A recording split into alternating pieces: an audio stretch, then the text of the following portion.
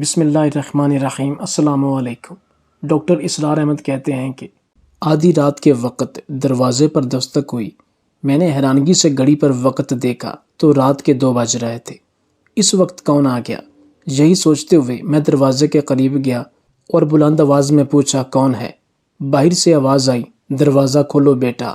یہ آواز کچھ جانی پہچانی سے تھی۔ جیسے میں نے دروازہ کھولا، میرے منہ سے بلند آواز میں چیخ نکل گئی، کیونکہ دروازے کے باہر تو ڈاکٹر اسرار احمد کہتے ہیں کہ ایک دن میرے پاس محلے کا ایک آدمی آیا۔ اس کی داستان سن کر میری روح تک کانپ گئی۔ کہتے ہیں کہ آدھی رات کا وقت تھا، ہر طرف ہو کا سا عالم تھا، ساری دنیا خواب خرگوش کے مزے لوٹ رہی تھی۔ میں بھی اپنے بستر میں دبکا ہوا تھا کہ اچانک مجھے دروازے پر دستک کی آواز سنائی دی۔ میں حیران رہ گیا کہ رات کے اس پہر کون آ گیا، خدا خیر کرے۔ دل میں یہ سوچتے ہوئے میں نے گھڑی پر وقت دیکھا تو رات کے 2 بج رہے تھے۔ پاؤں میں جوتا پہن کر میں باہر کے دروازے کی طرف گیا۔ رات کے اندھیرے اور آدھی رات کی اس دستک نے میرے دل میں ایک عجیب سا خوف پیدا کر دیا تھا۔ میں 35 سال کا ایک شادی شدہ شخص تھا، مگر اس کے باوجود مجھے ڈر لگنے لگا، یہی سوچ کر کہ نہ جانے اس وقت دروازے پر کون ہوگا۔ جیسے میں دروازے کے قریب آیا، دروازہ کھولنے سے قبل میں نے بلند آواز میں پوچھا، کون ہے باہر؟ تو آواز سنائی دی، دروازہ کھولو بیٹا۔ یہ آواز کوئی جانی پہچانی سی تھی، جیسے کوئی بزرگ شخصیت ہو۔ کچھ سوچتے ہوئے میں نے دروازہ کھولا، مگر سامنے کا منظر دیکھ کر میرے ہوش اڑ گئے۔ خوف سے میری آنکھیں پھٹی کی پھٹی رہ گئی اور ٹانگیں کانپ رہی تھیں، کیونکہ دروازے کے بیچوں بیچ میرے والد کھڑے تھے۔ میرے حلق سے بلند آواز میں ایک چیخ بلند ہوئی اور میں دروازہ کھلا چھوڑ کر پیچھے کی طرف بھاگا۔ بھاگتے قدموں سے میں نے صحن عبور کیا اور اپنے کمرے میں اس قدر تیز رفتاری سے داخل ہوا کہ میں زمیں بوس ہو گیا۔ یہ شور کی آواز سن کر میری بیوی اور بچے جاگ چکے تھے۔ میری بیوی جلدی سے بستر سے نیچے اتری اور اس نے آگے بڑھ کر کمرے کی لائٹ آن کی۔ مجھے یوں نیچے گرا دیکھ کر وہ حواس باختہ ہو گئی اور بھاگتی ہوئی میرے پاس آئی۔ مجھے دونوں بازوؤں سے پکڑ کر نیچے سے اٹھاتے ہوئے کہنے لگی، کیا بات ہے، سب خیریت تو ہے؟ میں نے باہر کے دروازے کی طرف اشارہ کیا۔ میں نے کہا، وہ باہر کے دروازے پر۔ وہ کہنے لگی، کون ہے باہر کے دروازے پر؟ خدا خیر کرے، کہیں گھر میں کوئی چور تو نہیں گھس آیا؟ میں نے کہا، نہیں سمینا، میری بات غور سے سنو، باہر کے دروازے پر ابا کھڑے ہیں۔ میرے منہ سے یہ جملہ سننے کے بعد میری بیوی میری طرف حیرت اور پریشانی سے دیکھنے لگی۔ مجھے بیڈ پر بٹھاتے ہوئے وہ کہنے لگی، آپ کی طبیعت تو ٹھیک ہے؟ کیا ہو گیا ہے آپ کو؟ ابا کو اس دنیا سے گئے ہوئے 10 سال ہو گئے ہیں اور آپ کہہ رہے ہیں کہ باہر کے دروازے پر ابا ہیں۔ رکیے، میں دروازہ بند کر کے آتی ہوں۔ میں اپنی بیوی کو آواز دے کر روکتا رہ گیا، مگر وہ کمرے سے نکل گئی۔ میں پھٹی پھٹی نگاہوں سے باہر کی طرف دیکھتا رہا۔ کچھ لمحوں بعد میری بیوی لوٹی اور میری طرف دیکھتے ہوئے کہنے لگی، باہر تو کوئی بھی نہیں ہے اور آپ نے یوں ہی واویلا مچا رکھا ہے، سب کی نیند بھی خراب کر دی۔ وہ سر جھٹکتے ہوئے بیڈ کے دوسری جانب آ کر لیٹ گئی اور بچوں کو بھی ساتھ لیٹا لیا۔ میں یوں ہی بیڈ پر ہکا بکا رہ گیا اور سوچنے لگا کہ ابھی کچھ دیر پہلے میرے ساتھ کیا ہوا تھا۔ یہ حقیقت تھی، افسانہ تھا یا پھر خواب تھا؟ میں نے ابا کو دروازے میں دیکھا تھا، انہوں نے میری طرف ہاتھ بڑھایا تھا، اسی لیے تو میں انہیں دیکھ کر ڈر گیا تھا، کیونکہ میرے والد کی وفات کو کم از کم 10 سال ہو چکے تھے۔ تو پھر ابا میرے گھر کے دروازے پر کیوں آئے تھے؟ کمرے کی لائٹ بند تھی۔ کچھ دیر بعد کمرے میں میری بیوی کے خراٹے گونج رہے تھے۔ میری بیوی اور بچے سکون کی نیند دوبارہ سو چکے تھے، مگر میری آنکھوں سے تو جیسے نیند ٹوٹ چکی تھی۔ تمام رات میں نے چھت کو گھورتے ہوئے گزار دی۔ میں بری طرح شش و پنج کا شکار تھا اور سوچ رہا تھا کہ آخر میرے والد میرے گھر کے دروازے پر کیوں آئے تھے۔ صبح حسب معمول اٹھنے کے بعد میں اپنے کام پر جا چکا تھا، مگر یہ بات میرے دل و دماغ سے نکلنے کا نام نہیں لے رہی تھی۔ میں شش و پنج کا شکار بھی تھا اور خوف زدہ بھی تھا۔ دھیرے دھیرے وقت یوں ہی گزرتا رہا اور تقریباً 10-15 دن کے بعد میرے ذہن سے یہ بات نکل گئی۔ کچھ دن بعد رمضان المبارک کا مہینہ شروع ہو گیا۔ ہر طرف رمضان کی رونقیں اور برکتیں بکھری ہوئی تھیں۔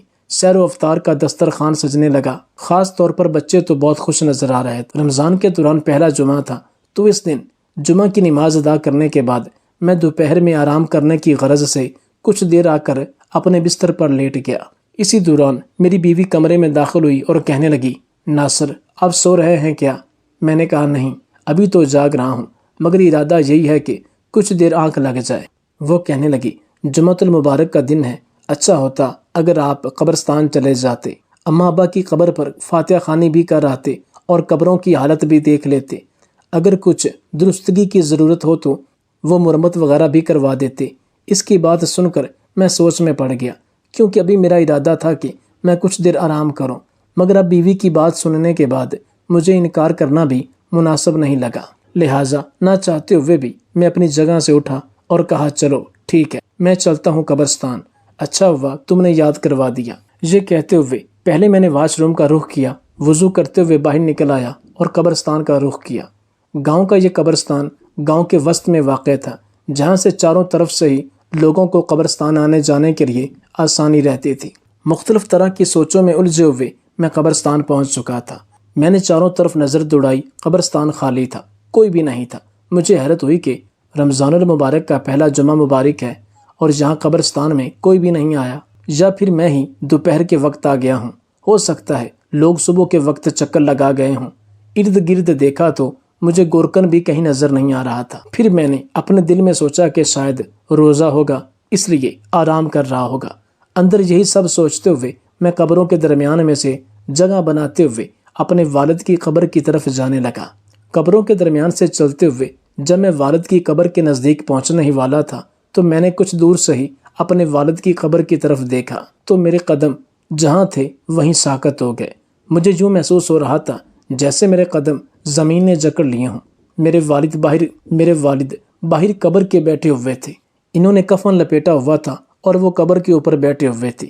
جیسے ہی میری ان پر نظر پڑی اور ان کی مجھ پر نظر پڑی، انہوں نے ہاتھ بلند کیا اور میری طرف دیکھنے لگے۔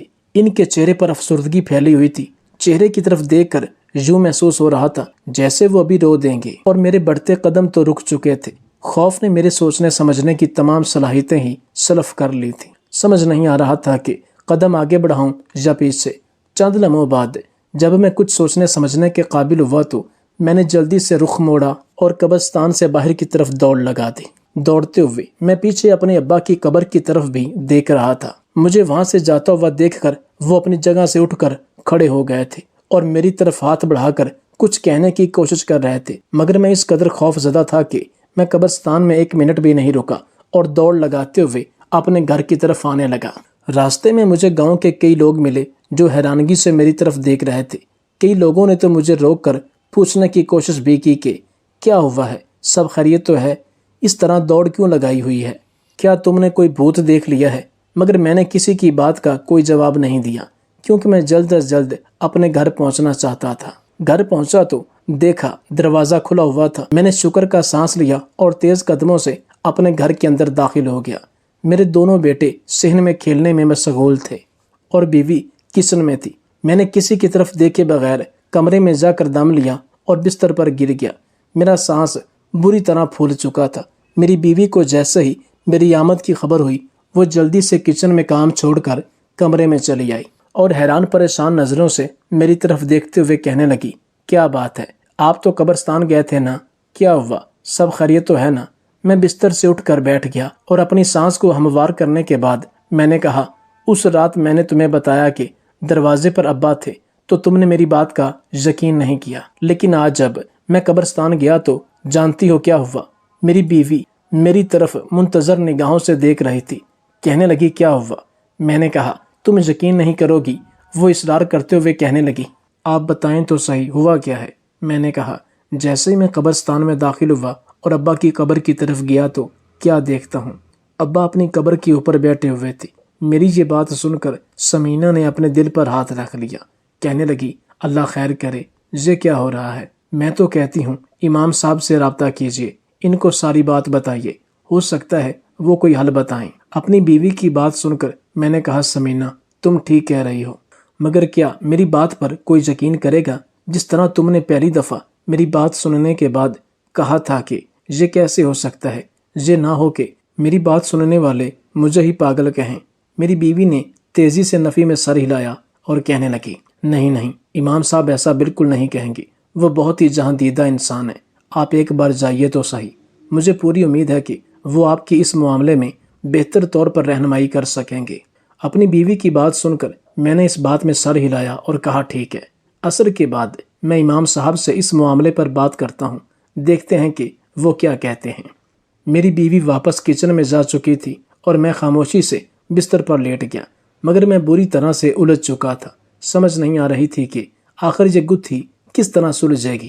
میں کچھ دیر آرام کرنا چاہتا تھا، مگر اب تو میں بے چینی کا شکار ہو چکا تھا۔ اسی طرح بستر پر لیٹے ہوئے مختلف طرح کی سوچوں میں الجھے ہوئے عصر کا وقت ہو گیا۔ فضا میں عصر کی اذان کی آوازیں بلند ہونے لگیں تو میں اپنی جگہ سے اٹھا اور بجھے ہوئے قدموں کے ساتھ مسجد کی طرف جانے لگا۔ میں مسجد میں داخل ہوا تو دیکھا کہ مسجد ابھی خالی تھی، اکا دکا لوگ ہی مسجد میں تھے۔ میں نے کلائی پر باندھی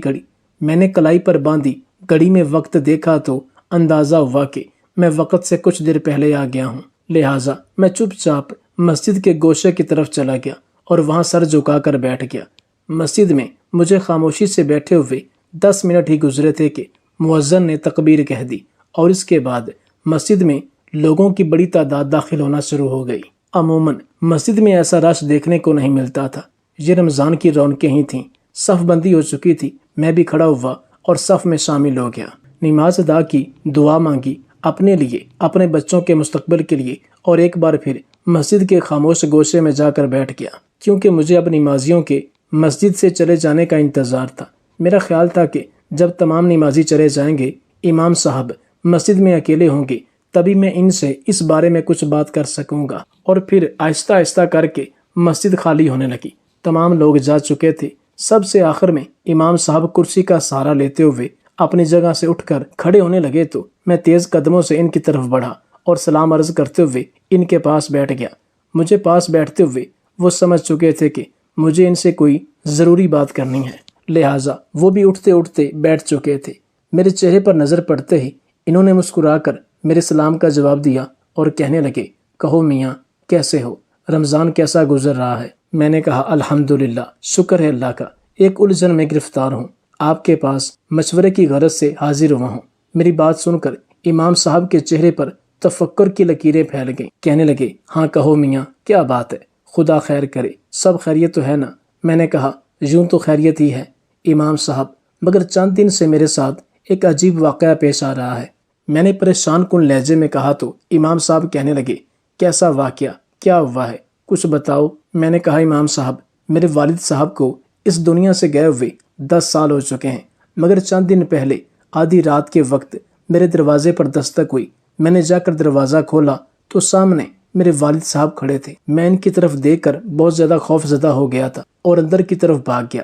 اور پھر اب جب رمضان شروع ہوا ہے تو جمعۃ المبارک کے دن میں نے قبرستان کا رخ کیا، اس نیت سے کہ اپنے والد کی قبر پر جاؤں، فاتحہ خوانی کروں، مگر جیسے ہی میں قبر کے قریب گیا تو یہ دیکھ کر میرے رونگٹے کھڑے ہو گئے کہ میرے والد صاحب تو قبر کے اوپر بیٹھے تھے، ان کے بال بکھرے ہوئے تھے، چہرے پر پریشانی کے آثار تھے، اور وہ میری طرف ہاتھ بڑھا کر اپنی جگہ سے اٹھ کھڑے ہوئے ہیں، یوں جیسے کچھ کہنا چاہتے ہوں، مگر یہ منظر دیکھنے کی مجھ میں تاب ہی نہیں تھی، لہٰذا میں الٹے قدموں وہاں سے بھاگ آیا ہوں۔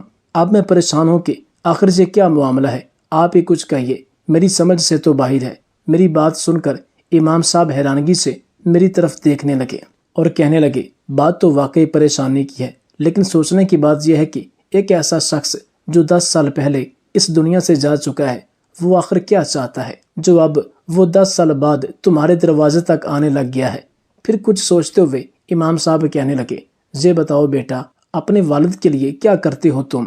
امام صاحب کا یہ سوال سن کر میں نے حیرت سے ان کے چہرے کی طرف دیکھا اور کہا، وہ تو وفات پا چکے ہیں، میں ان کے لیے کیا کر سکتا ہوں؟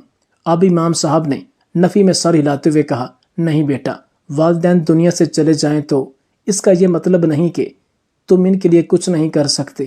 مجھے یہ بتاؤ کہ کیا تم اپنے والدین کی مغفرت کے لیے دعا کرتے ہو؟